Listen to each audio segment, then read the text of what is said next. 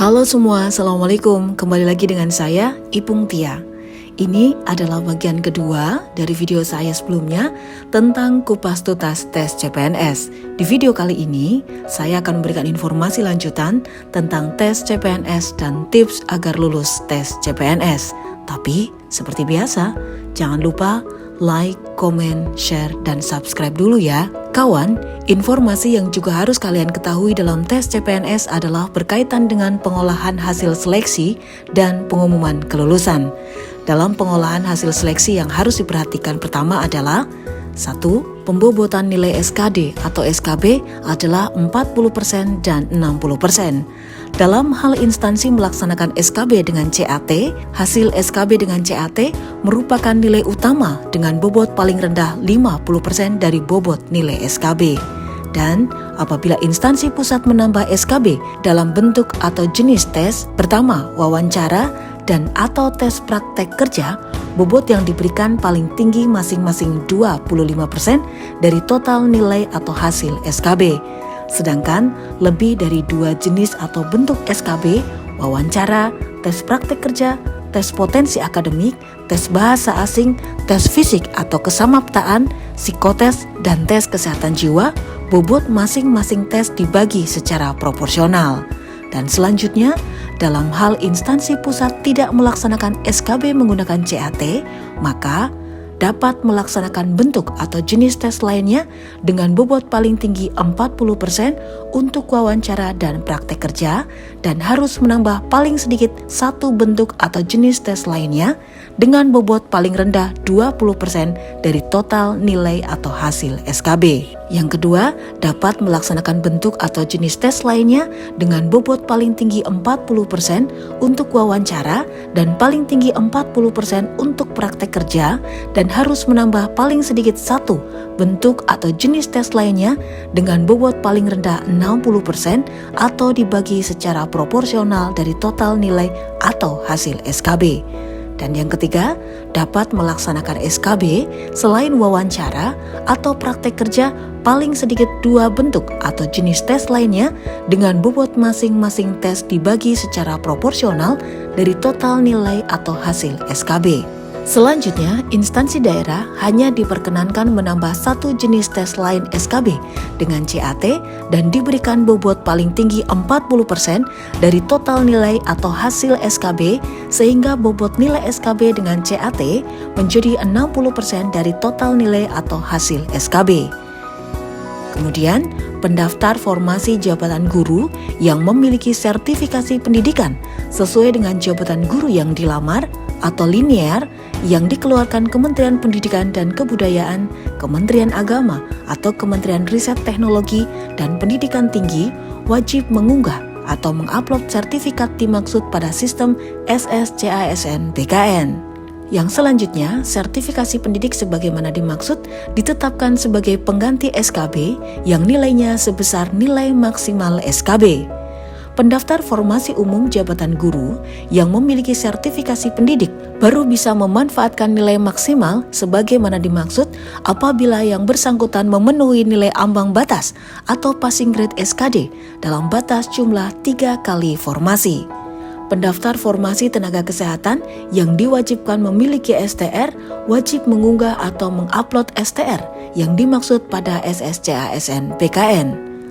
Pengolahan hasil SKB menjadi tanggung jawab PPK atau Ketua Tim Pelaksana instansi masing-masing yang hasilnya disampaikan kepada BKN selaku Ketua Tim Pelaksana Nasional dalam bentuk salinan elektronik dan salinan cetak. Selanjutnya salinan elektronik disampaikan pula kepada tim pengarah atau sekretariat. Pengolahan hasil integrasi nilai SKD dan nilai SKB dilakukan oleh BKN selaku tim pelaksana Panselnas. Dan hasil pengolahan sebagaimana dimaksud disampaikan kepada PPK masing-masing dan ketua tim pengarah atau sekretariat beserta tim pengawas secara daring atau online. Yang kedua yang harus juga kalian ketahui adalah prinsip dan penentuan kelulusan. Prinsip penentuan kelulusan peserta SKD didasarkan pada nilai ambang batas kelulusan passing grade. Selanjutnya, nilai ambang batas kelulusan atau passing grade SKD diatur dalam peraturan menteri secara terpisah. Yang ketiga, apabila peserta seleksi memperoleh nilai kelulusan yang sama setelah nilai SKD dan SKB, maka penentuan kelulusan akhir secara berurutan didasarkan pada: pertama, nilai total hasil SKD yang lebih tinggi. Kedua, apabila nilai sebagaimana dimaksud masih sama, maka penentuan kelulusan akhir didasarkan secara berurutan, mulai dari nilai tes karakteristik pribadi atau TKP, tes intelijensi umum atau TIU, dan tes wawasan kebangsaan atau TWK. Yang ketiga, apabila nilai sebagaimana dimaksud masih sama, maka penentuan kelulusan akhir didasarkan pada nilai IPK bagi lulusan diploma atau sarjana atau magister, sedangkan untuk lulusan SMA atau sederajat berdasarkan nilai rata-rata yang tertulis di ijazah. Dan yang keempat, apabila nilai sebagaimana dimaksud masih sama, penentuan kelulusan didasarkan pada usia tertinggi. Kawan, dalam hal kebutuhan formasi umum belum terpenuhi, dapat diisi dari peserta yang mendaftar pada formasi khusus pada jabatan, kualifikasi pendidikan, dan unit penempatan atau lokasi formasi yang sama, seperti memenuhi nilai ambang batas atau passing grade SKD, formasi umum, dan berperingkat terbaik. Dan selanjutnya, dalam hal kebutuhan formasi khusus belum terpenuhi, dapat diisi dari peserta yang mendaftar pada formasi umum dan formasi khusus lainnya pada jabatan, kualifikasi pendidikan, dan unit penempatan atau lokasi formasi yang sama, serta memenuhi nilai ambang batas atau passing grade SKD formasi umum dan berperingkat terbaik. Khusus untuk instansi pusat yang melakukan pengelompokan unit penempatan atau lokasi formasi yang sama, pengisian formasi yang belum terpenuhi hanya diberlakukan pada formasi yang telah dikelompokkan tersebut. Sementara, khusus untuk instansi daerah, apabila tahapan sebagaimana dimaksud masih terdapat formasi yang tidak terpenuhi, dapat diisi dari peserta yang mendaftar pada formasi umum dan formasi khusus lainnya yang jabatan dan kualifikasi pendidikannya sama dari unit penempatan atau lokasi formasi yang berbeda, serta memenuhi nilai ambang batas atau passing grade SKD formasi umum dan berperingkat terbaik. Kawan, pengumuman peserta yang dinyatakan lulus dilakukan oleh PPK berdasarkan hasil integrasi nilai SKD dan SKB dari BKN.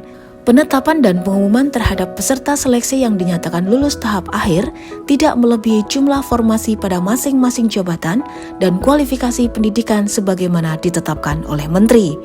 Pelamar wajib membuat surat pernyataan bersedia mengabdi pada instansi yang bersangkutan saat mendaftar dan tidak mengajukan pindah dengan alasan apapun paling singkat selama 10 tahun sejak TMT PNS.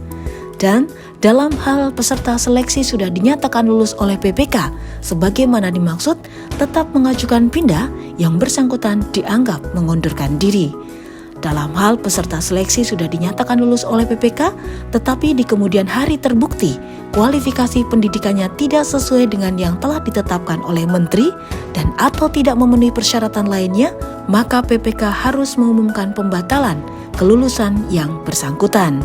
Dan dalam hal peserta yang sudah dinyatakan lulus tahap akhir seleksi dan sudah mendapat persetujuan nomor induk pegawai atau NIP, kemudian mengundurkan diri, kepada yang bersangkutan diberikan sanksi tidak boleh mendaftar pada penerimaan pegawai negeri sipil untuk periode berikutnya. Kawan, selain beberapa hal teknis di atas, yang harus kalian perhatikan juga dalam persiapan tes CPNS adalah kesehatan kalian. Usahakan untuk selalu menerapkan pola hidup sehat seperti mengkonsumsi makanan yang sehat serta berolahraga ringan secara teratur. Dan menjelang pembukaan pendaftaran CPNS 2021 nanti, pastikan juga dokumen-dokumen yang diperlukan untuk memenuhi syarat pada seleksi administrasi sudah kalian siapkan sebaik mungkin. Karena dokumen dalam administrasi adalah hal yang penting, mengingat banyaknya peserta yang terkadang sudah lebih dulu gagal di tahapan ini. Sehingga kalian perlu mempersiapkan jauh-jauh hari. Berikut cara mudah yang bisa kalian lakukan agar kalian lulus seleksi administrasi. Yang pertama, pengecekan kelengkapan berkas sesuai formasi yang dilamar serta persyaratan awal saat pendaftaran. Kalian wajib mengecek dengan teliti berkas dokumen yang akan kalian lampirkan. Apalagi jika penerimaan CPNS 2021 untuk seleksi administrasi yang dilakukan secara online. Kalian harus memeriksa jaringan internet agar stabil serta websitenya melalui sscasnbkn.go.id. Yang kedua, nomor kartu penduduk. Pastikan nomor KTP kalian telah sesuai dengan yang terlampir di KTP asli. Yang ketiga, nama lengkap. Lakukan pengecekan ulang nama kalian dan pastikan sesuai dengan KTP yang akan terlampir. Yang keempat, alamat rumah. Tidak hanya nama dan nomor KTP, namun kalian juga harus memperhatikan penulisan alamat rumah dengan benar. Yang selanjutnya, berkas riwayat hidup. Biasanya pada tahapan seleksi administrasi, peserta akan disuruh melampirkan riwayat pendidikan. Hal ini harus perlu diperhatikan dengan teliti karena apabila terjadi kesalahan dan tidak sesuai dengan yang dilampirkan, jangan harap kalian bisa lolos penerimaan seleksi administrasi CPNS 2021. Oleh karena itu, selalu berhati-hatilah dalam menginput atau melampirkan berkas dan dokumen. Jika perlu, setelah selesai, lakukan pengecekan ulang agar tidak ada kesalahan serta tidak ada yang kelewatan untuk dilampirkan. Kawan, dalam mengisi jawaban saat tes diperlukan kecepatan dan ketepatan. Hal ini dilakukan untuk mencapai ambang batas waktu yang tentunya telah ditentukan. Untuk soal tes intelijensi umum atau TIU, setiap peserta dianjurkan untuk sering melakukan latihan membaca serta mengamati pola pertanyaan dan jawaban dari soal sebelumnya. Hal ini dikarenakan sebagian besar soal yang diberikan memiliki pola yang hampir sama dengan tahun sebelumnya. Kawan, untuk soal tes wawasan kebangsaan atau TWK, peserta harus sering membaca tentang Undang-Undang Pancasila serta penerapannya dalam kehidupan berbangsa dan bernegara. Untuk tahap tes karakteristik pribadi atau TKP, peserta dianjurkan untuk lebih tenang dalam mengerjakan soal. Peserta juga harus memposisikan diri sebagai ASN yang memiliki karakteristik yang profesional, berintegritas, siap mengabdi pada negara, dan mengutamakan kepentingan publik sebelum kepentingan pribadi. Jangan lupa juga untuk selalu memahami materi tes. Untuk strategi pengerjaan soal, peserta tetap harus berhati-hati namun juga cepat. Kawan, demikian informasi yang bisa saya bagikan untuk kalian. Semoga informasi ini bermanfaat dan semoga kalian menjadi orang-orang yang beruntung dan bisa menjadi bagian dari kami di Korps Pegawai Negeri Republik Indonesia atau Korpri. Jangan lupa teruslah menjadi manusia yang bermanfaat bagi orang-orang di sekitar kalian dan bekerjalah dengan bahagia karena bekerja dengan bahagia akan memudahkan setiap penyelesaian tugas kita. Saya Ipung Tia mengucapkan terima kasih karena kalian sudah menonton video ini hingga akhir dan jangan lupa pula tonton terus video-video saya berikutnya ya.